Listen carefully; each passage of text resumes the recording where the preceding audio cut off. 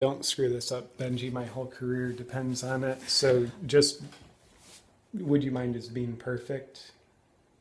I'll try my best. Okay. It's all I demand / ask. How can you find the thriving balance between work and family? That is the question. That's a question I get a lot from viewers, and I haven't answered, honestly, because I don't have a family. I don't have kids. I don't like to talk to questions that aren't from my life experience. Lucky for me, and I think lucky for you, I have my good friend Benji Travis from BenjiManTV with me to help me dance the good dance with this question. So Benji, thanks for being on and hanging with me and these lovely viewers. Yeah, my pleasure, and thank you for having me on this channel and honoring me with this opportunity to share what wisdom I might have on this topic. Yeah, absolutely. In fact, I kind of demanded Benji do so. Just a quick background before we start twisting the insights out of Benji. I'm here visiting Benji, and one of the things I've been, I think you could say, really struck by is the balance Benji has between work and family. I mean, he is very dedicated to work, and I love that. And he's got 3 beautiful children, a lovely wife. He's super dedicated to that. And that's why I'd like Benji to talk to you about how can other people strive for this balance? Not do the impossible of being perfect at it, but strive for it. So maybe starting the ball rolling, I'm wondering, can you give us a little bit of a cross-section picture, just brief description? What does your work life look like? Sure. And what does your family life look like? Absolutely. Well, don't get me wrong, I love to work. So I could easily work 5, 6, maybe 7 days a week if Judy gave me that ability. However, I do understand the importance of balancing your time. I live off of that principle of a balanced lifestyle. So whether that means working as much as I have to, but also spending time with my family and also having fun for myself and having time to myself.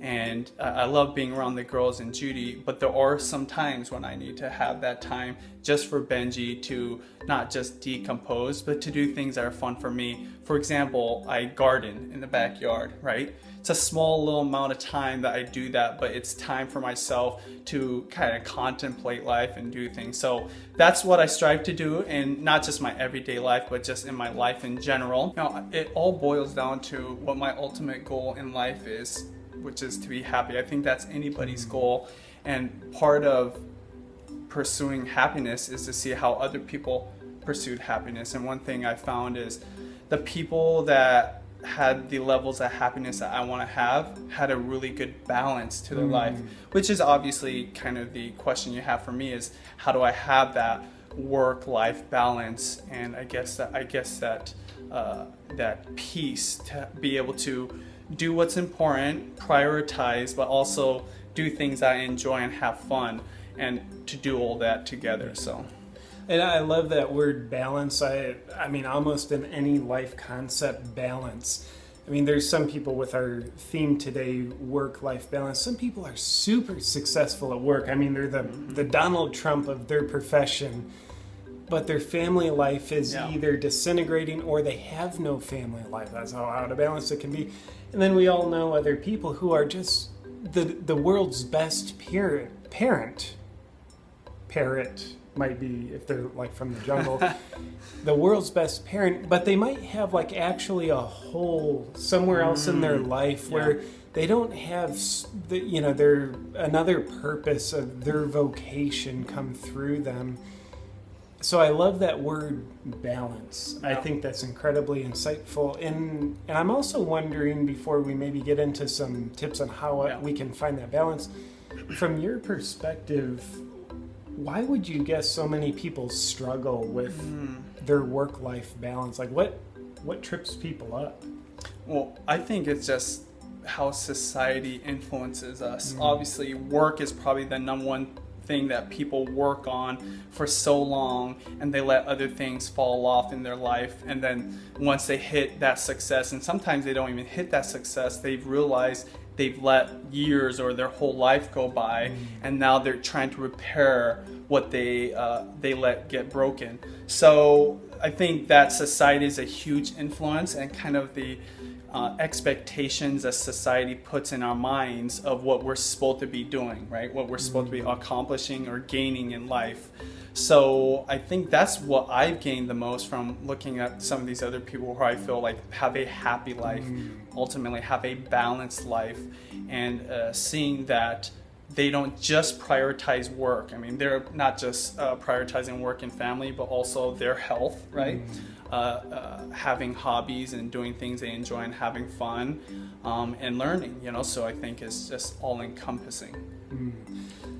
One of the insights I'm taking away from what you just said, my friend, is if we live our life based on what we believe other people's expectations are, society's expectations, maybe our family's expectations, whoever's expectations they are, destruction is the end result of that recipe. What I'm hearing Benji say is, if we live our life for our own self, like how radical a concept is that? We live our life rather than us living the expectation life that we believe is kind of put on us. So yeah, I love that. How does that trip people up?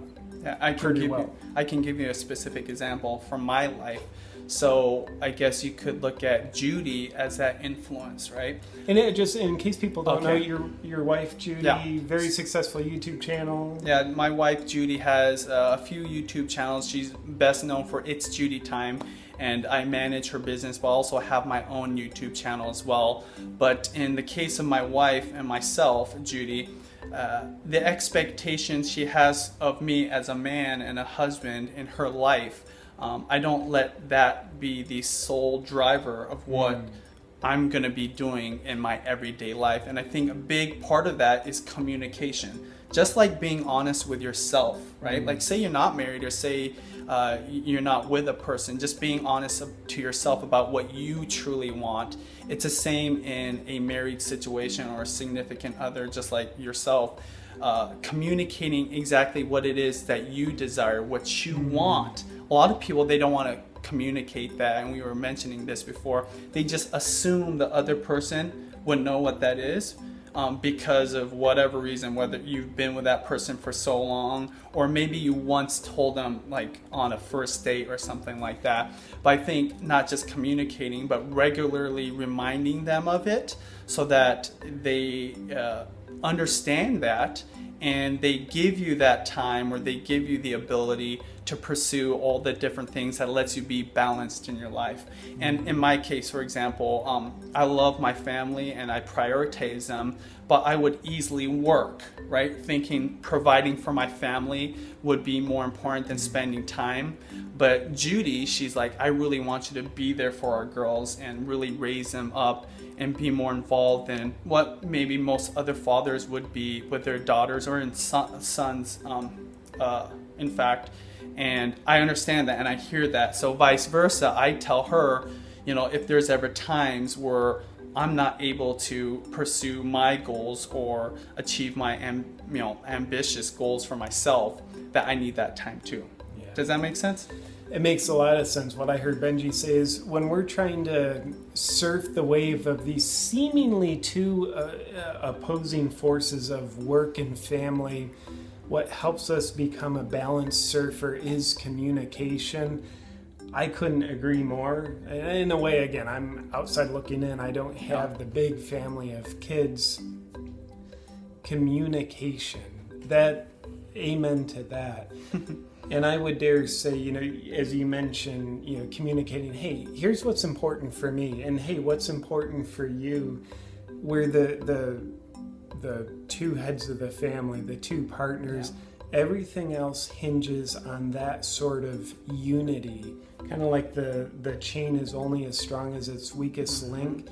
The unity between the two partners, I think, is significantly facilitated via communication. Yeah.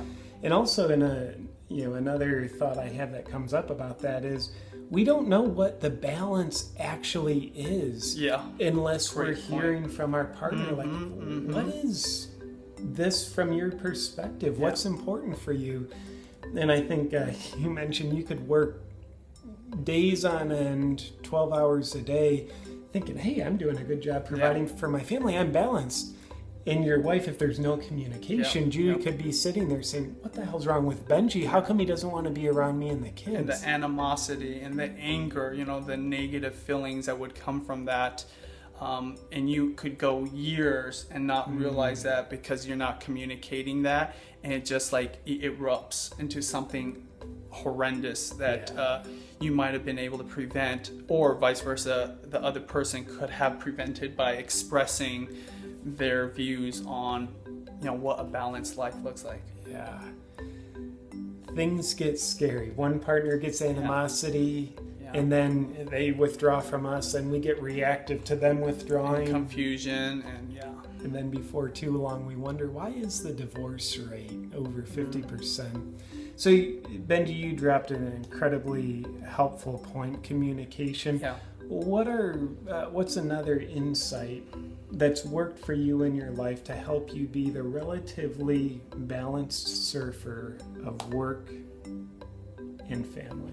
Well, I think one thing is to just set a schedule for yourself. I try to live life beyond just a schedule, but if you set yourself times that you dedicate to different aspects of your life.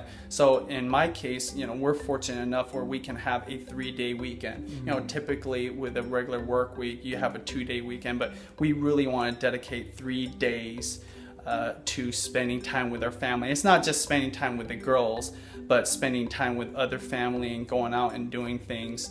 And 4 days of work. Now I'm still coming home, I work from home, but those 4 days serve more for my benefit. So Judy knows those are the days that I get to work on the things I need to work. And it's not always work, it might be some personal hobby or whatever.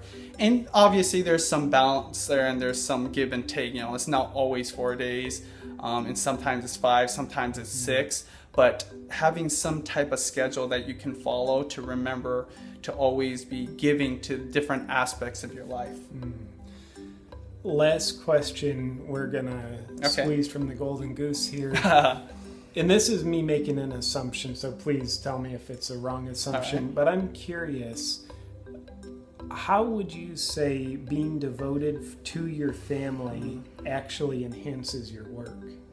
Well, absolutely. I mean, I think that's just going to be a personal thing for anybody. But in my life, not prioritizing my family and obviously being devoted to them, that motivates me to get my work done, work harder, and provide for my family. So ultimately, I can get back to loving my family and being with my family, hanging out with my family.